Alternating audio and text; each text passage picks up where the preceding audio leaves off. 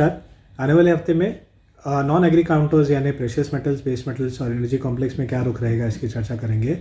हमने देखा कि प्रेशियस मेटल्स में शानदार तेज़ी के साथ हफ्ते ने क्लोज दिया है और गोल्ड और सिल्वर दोनों ने ही करीबन कम से कम 5 से 6 हफ्ते के हाइस पे क्लोजिंग दी है।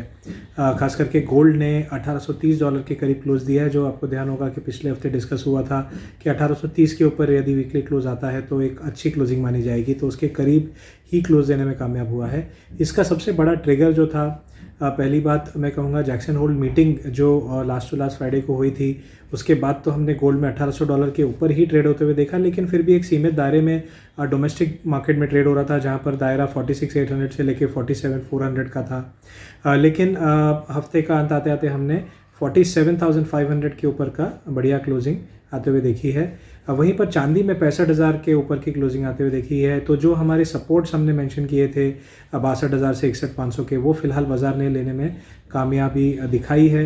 वहीं इंटरनेशनल मार्केट्स में स्पॉट सिल्वर ने $23 का सपोर्ट होल्ड कर लिया है और काफ़ी करीब $25 के क्लोजिंग देने में कामयाब हुआ है। तो गोल्ड से अगर शुरू करें तो जो नॉन फार्म पेरोल डेटा था उसमें जहां पर 600,000 के ऊपर की यानी 6 लाख के ऊपर की जो पॉसिबिलिटी थी जॉब क्रिएशन की, वो नहीं देखने मिली। लगभग 235 के आंकड़े आए, यानी 2,35,000 जॉब्स के आसपास ही क्रिएट हो पाए, जो उम्मीद से काफ़ी कम था। इसके पिछले मुकाबले देखें तो लगभग 9 लाख के ऊपर जॉब्स क्रिएट हुए थे।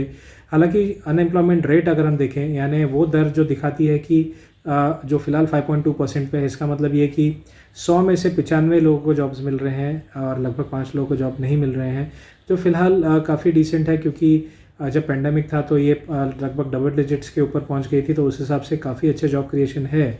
तो ये जो आंकड़ा था ये कहीं ना कहीं डॉलर के लिए फेवरेबल था, लेकिन जो हेडलाइन नंबर था जॉब्स का, जिसे हम नॉन फार्म पेरोल्स नंबर कहते हैं, वो अच्छा नहीं था डॉलर के लिए। और डॉलर के क्योंकि गोल्ड और सिल्वर अगेंस्ट चलते हैं, तो डॉलर में हमने फॉल आते हुए देखा। डॉलर इंडेक्स जो एक मापदंड होता है या एक गेज होता है, उसको हमने 92 के नीचे जाते हुए देखा, जो 3 हफ्ते का लो था, क्योंकि 9360 से लगातार एक फॉल आते हुए देखा है डॉलर इंडेक्स में। तो इस वजह से गोल्ड और सिल्वर दोनों में ही उछाल देखने मिला और चांदी में ज़्यादा रिएक्शन दिखी। हमें चांदी में लगभग 1700 से 1800 रुपये की तेज़ी प्रति किलो यहाँ पर MCX पर आते हुए देखी है। तो गोल्ड में इस वजह से ट्रिगर मिला है डेफिनेटली अपसाइड का, और इमीडिएट जो अभी रुझान है 46,800 के ऊपर पॉजिटिव ही रहेगा। इमीडिएट सपोर्ट 47,200 का होगा, तो अगर डिप आती भी है तो वहाँ पर बाइंग अपॉर्चुनिटी की तरह लिया जा सकता है। और जिस प्रकार हमने पहले बात की है कि 48,000 से 48,050 तक के लेवल दिख जाएंगे, यानी $1855 से $1860 की पास पॉसिबिलिटी हो सकती है, वही मैं रिपीट करना चाहूँगा कि 48,000 के ऊपर के लेवल हमें शॉर्ट टर्म बेसिस देखने मिल सकते हैं। वहीं चांदी में बढ़िया क्लोजिंग देने में कामयाब हुआ है और 62,500 से 63 के आसपास काफ़ी समय बाज़ार ने कंसोलिडेट किया और उसके बाद धीरे धीरे हमने तेज़ी की तरफ बढ़ते हुए देखा है और कल के सेशन में हमने काफ़ी बढ़िया तेज़ी के साथ क्लोज होते हुए देखा है। आने वाले सत्रों में मुझे लगता है कि 64,500 से 64,000 का जो सपोर्ट जोन है एक इम्पॉर्टेंट सपोर्ट जोन होगा। वहाँ तक एक करेक्शन ज़रूर देखने मिल सकती है, लेकिन बहुत डीप करेक्शन नहीं होगी।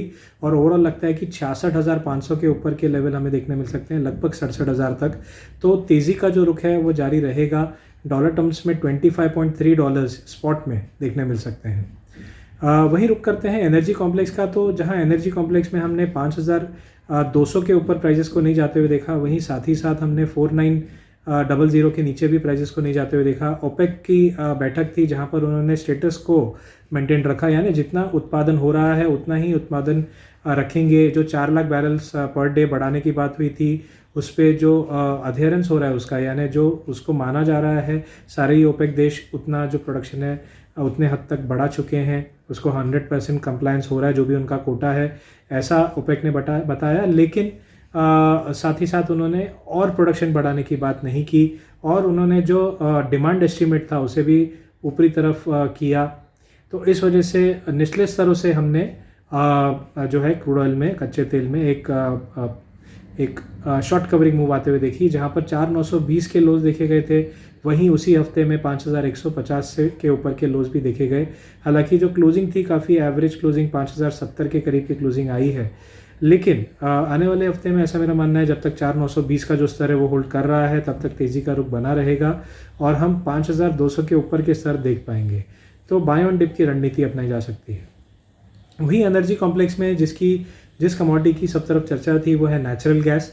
नेचुरल गैस में क्योंकि यूएस में जो इस टाइम जो समर सीज़न था वो सीवियर था और कूलिंग डिमांड के लिए, एयर कंडीशनिंग डिमांड के लिए नेचुरल गैस का काफ़ी यूज़ हुआ। उसके साथ ही साथ जो हरिकेन इदा करके जो हरिकेन है उसने भी थोड़ा बहुत काफ़ी हद तक मैं कहूँगा नेचुरल गैस का प्रोडक्शन इम्पैक्ट किया है। तो और कच्चे तेल का जो प्रोडक्शन है वो भी इम्पैक्ट किया है। तो इस वजह से पहले ही जहाँ पर एक तरह से डिमांड टाइट है और डिमांड काफ़ी अच्छी है और सप्लाई टाइट थी, वहीं इस हरिकेन ने और सिचुएशन ख़राब कर दी है जहाँ तक सप्लाई साइड का सवाल है।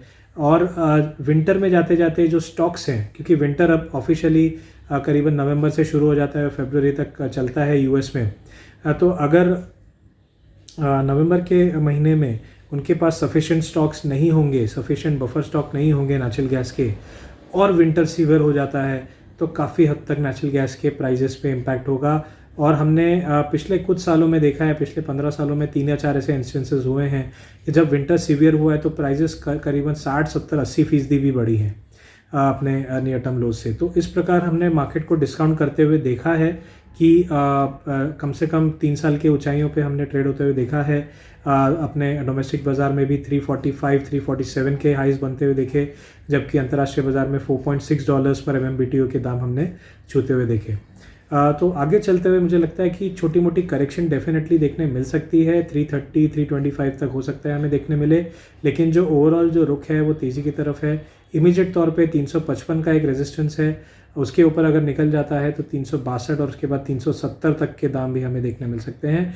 तो डिप बाइंग की एडवाइस में देना चाहूँगा और डेफिनेटली 332 का पहला सपोर्ट है और 324 के आसपास दूसरा सपोर्ट है जो मेजर है।